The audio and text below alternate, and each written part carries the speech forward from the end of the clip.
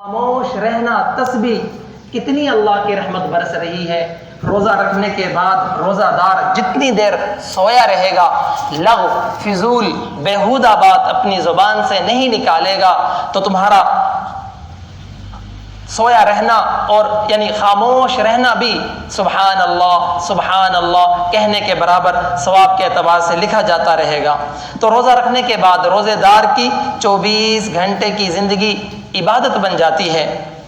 آپ علیہ الصلوۃ والسلام نے فرمایا، اس ذات کی قسم جس کے قبضے میں محمد صلی اللہ علیہ وسلم کی جان ہے، روزے دار کے منہ کی بدبو اللہ کے نزدیک مشک سے زیادہ، مشک کی خوشبو سے بھی زیادہ پسندیدہ ہے۔ یعنی قیامت کے دن ایسی خوشبو آئے گی جو مشک سے بھی زیادہ پاکیزہ ہوگی اور وہ اللہ کو محبوب ہوگی۔ تو روزہ رکھنا بھی اللہ کی رحمت کو لوٹنا ہے۔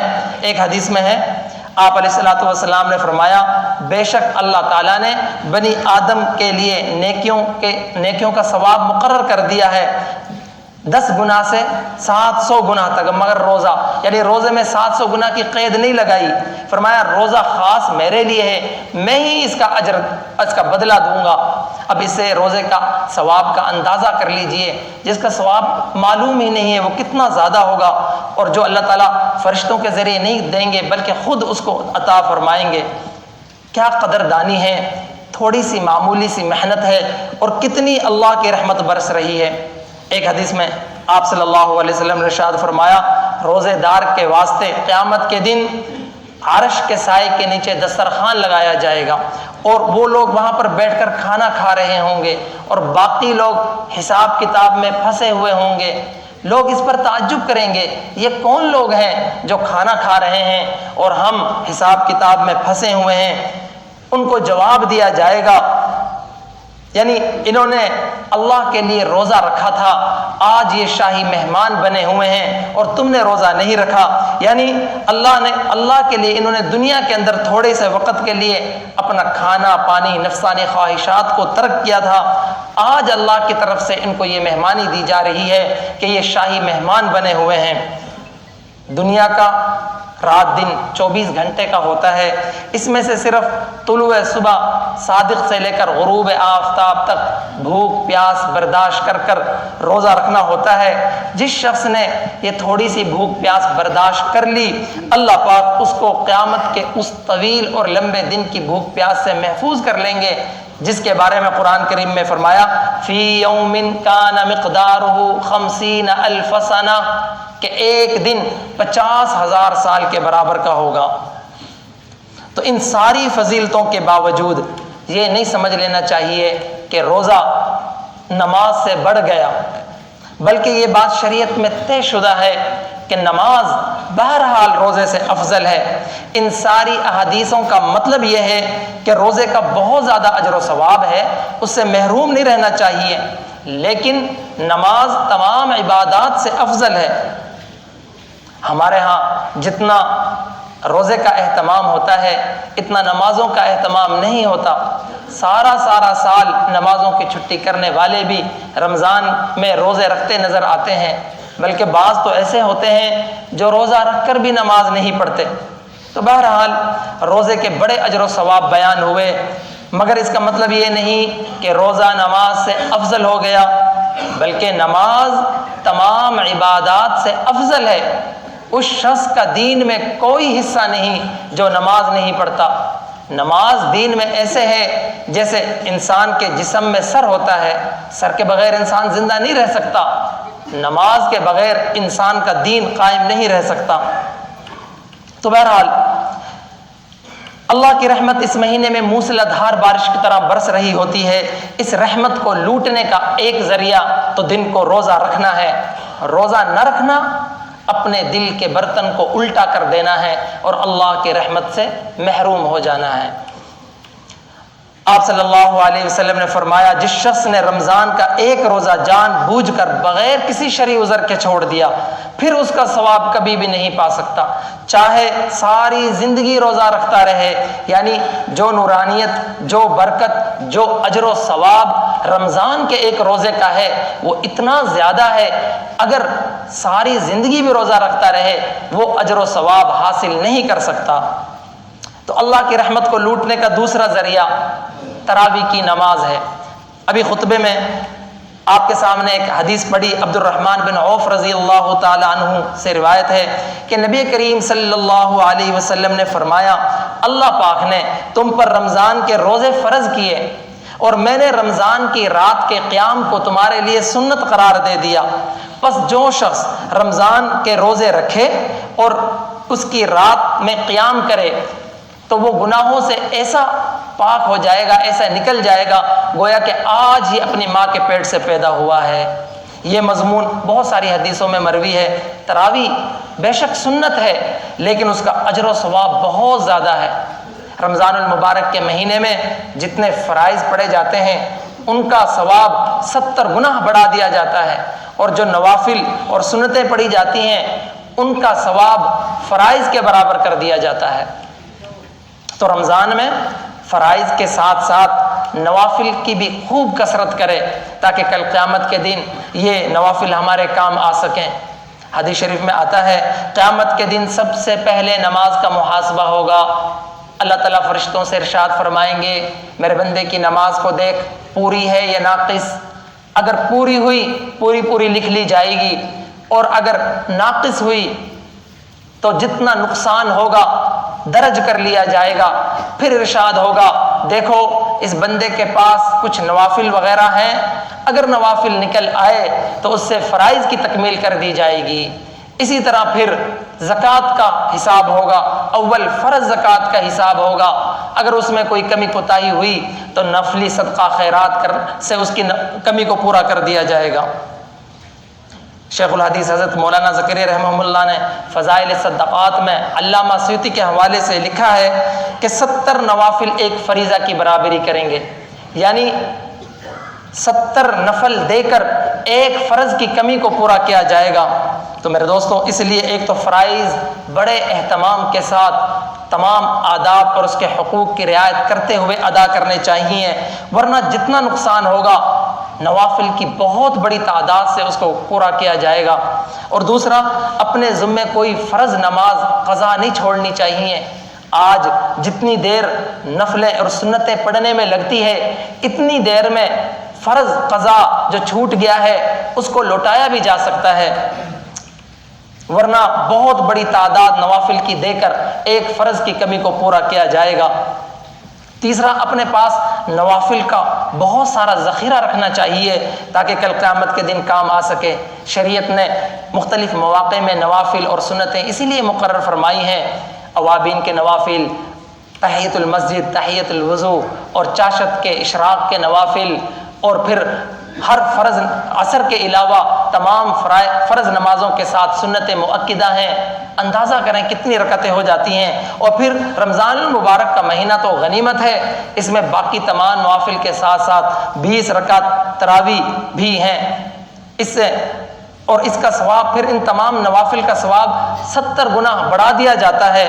تو روزے کے ساتھ ساتھ نوافل کا بھی، تراویح کا بھی خوب اہتمام کریں۔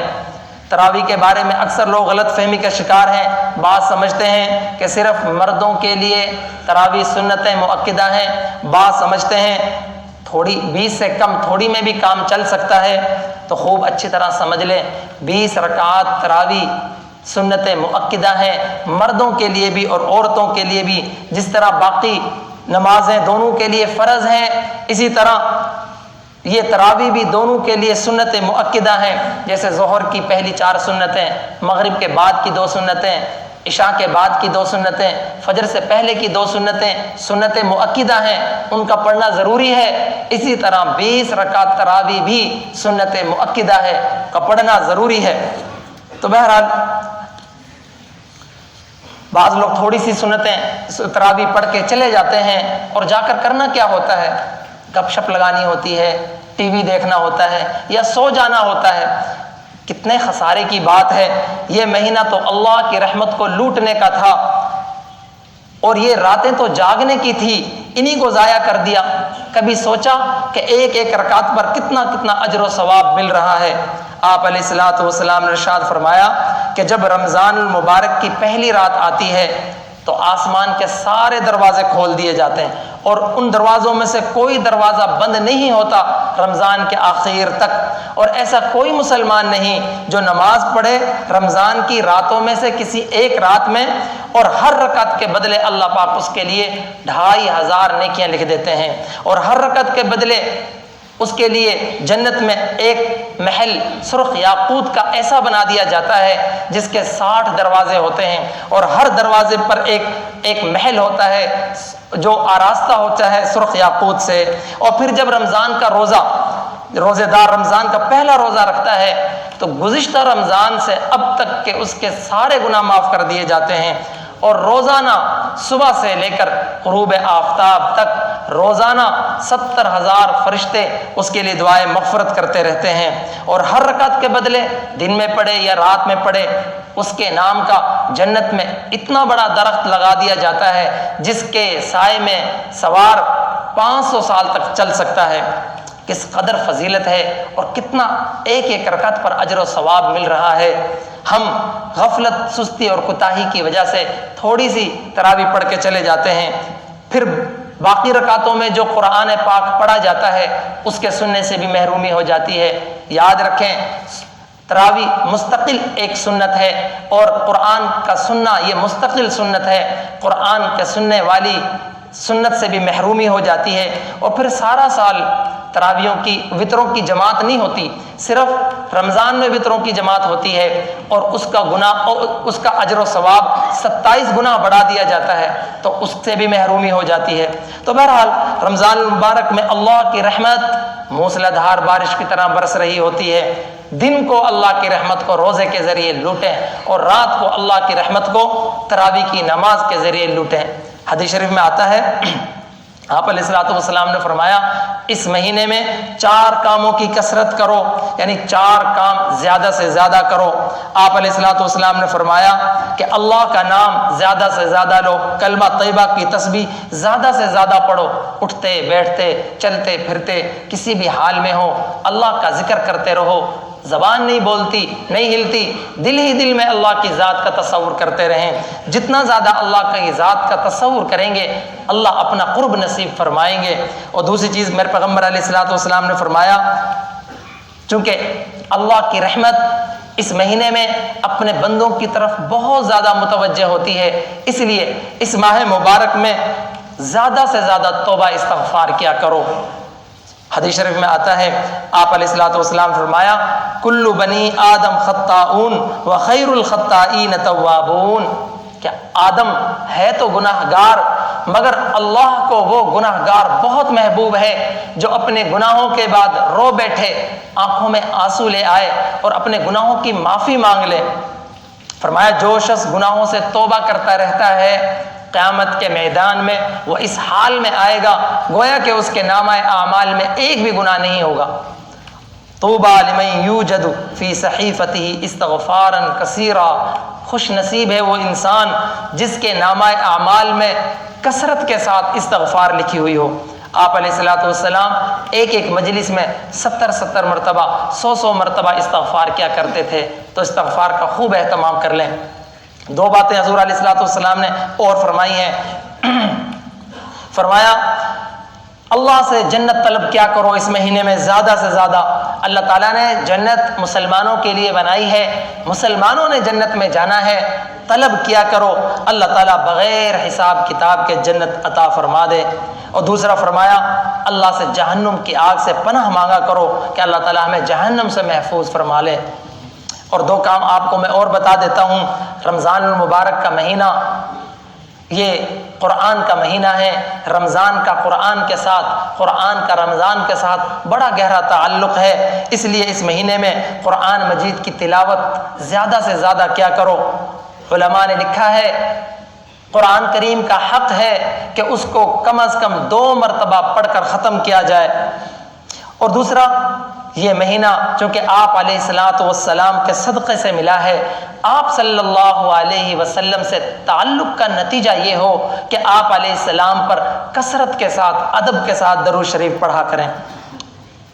رمضان المبارک کے مہینے میں، رمضان المبارک کے مہینے کے روزے ہر مسلمان مرد عورت عاقل بالغ اور مقیم پر فرض ہیں، شریعت کے مکلف مسلمان ہیں، کافر نہیں ہے، اور مرد عورت دونوں کے لیے روزہ مشترکہ عبادت ہے۔ عقل مند پر روزہ ہے، پاگل اور دیوانے پر روزہ نہیں، اس لیے کہ جس کو اپنا ہی شعور نہیں، اپنا ہی ہوش نہیں، وہ روزے کا کیا احترام کرے گا۔ بالغ ہونا ضروری ہے، نابالغ بچے پر روزہ فرض نہیں۔ ہاں، سمجھدار نابالغ بچے کو ترغیب دلانے کے لیے روزہ رکھوانا چاہیے۔ مقیم پر روزہ فرض ہے، مسافر کو اگر دقت تکلیف ہو تو اسے روزہ چھوڑنے کی اجازت ہے۔ اگر مسافر روزہ چھوڑے تو بعد میں اس کی ضرور قضا کرے۔ آپ علیہ الصلوۃ والسلام نے فرمایا، جس شخص نے رمضان کا ایک روزہ بغیر کسی عذر کے چھوڑ دیا، پھر سارا زمانہ اس کی قضا کرتا رہے، سارا زمانہ روزہ رکھتا رہے، اس ایک روزے کا اجر و ثواب حاصل نہیں کر سکتا۔ عورت کو ایام ماہواری میں روزہ رکھنے کی اجازت نہیں، بعد میں روزے کی قضا کرے، رمضان المبارک جیسا ہی اجر و ثواب ملے گا۔ اسی طرح جس عورت کو بچہ جنم دینے کے بعد خون آتا ہے، جسے نفاس کہتے ہیں، ان دنوں میں بھی روزہ رکھنے کی اجازت نہیں، بعد میں قضا کرے۔ بھول کر روزے میں اگر کچھ کھا پی لیا تو کوئی گناہ نہیں، بلکہ یہ روزے دار کی اللہ کی طرف سے روزے دار کی مہمانی ہے۔ روزہ یاد تھا مگر وضو کرتے ہوئے پانی یا کوئی اور چیز اچانک پیٹ میں چلی گئی تو اس سے روزہ ٹوٹ جائے گا، اور اس پر اس کی قضا ہے، اس ایک روزے کی قضا ہے، لیکن اس پر کفارہ نہیں آئے گا اور نہ ہی وہ گناہ گار ہوگا۔ جان بوجھ کر کچھ کھا پی لیا یا بیوی سے جمع کر لیا تو اس کا روزہ اب فاسد ہو گیا، ٹوٹ گیا۔ اب اس کے ذمے ایک روزے کی قضا بھی ہے، اور اس ایک روزے کے بدلے میں 60 دن یعنی 2 ماہ کے روزے اضافی بطور کفارہ کے ہیں، یا پھر 60 مسکینوں کو صبح شام پیٹ بھر کر کھانا کھلائے۔ دعا کریں اللہ تعالیٰ اس مہمان ماہ رمضان کی عظمت، شان، شوکت، آن کے مطابق اس کا احترام کرنے کی توفیق بخشے اور اس کی ساری بہاریں عطا فرمائے۔ رسول اللہ صلی اللہ علیہ وسلم نے جو برکتیں، جو فضیلتیں اس کی بیان کی ہیں، اللہ تعالیٰ وہ ساری ہمیں عطا فرمائے۔ وآخر دعوانا الحمدللہ رب العالمین۔